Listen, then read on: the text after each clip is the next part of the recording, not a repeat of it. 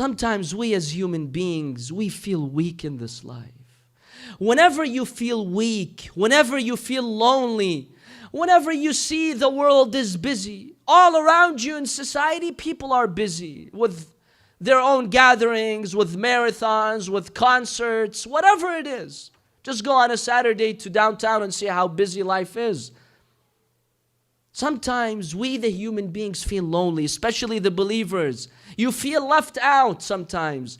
Or when you see your religion has been under attack and people think of you negatively, sometimes that gets to us. We feel lonely. We feel forsaken. We feel weak. But whenever you have such feelings, brothers and sisters, realize that at the center of the universe, which is the arsh of Allah subhanahu wa ta'ala, the purest of God's creations are praying for you.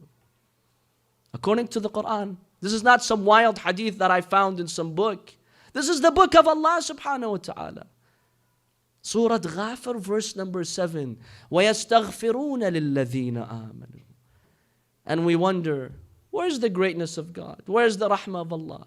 Habibi, it's there in the holy book. Just contemplate on the verses of Allah subhanahu wa ta'ala. We believers have an amazing role in this universe. Realize the value of the faith and iman that Allah subhanahu wa ta'ala has endowed you with. And there is no blessing greater than the blessing of faith and iman.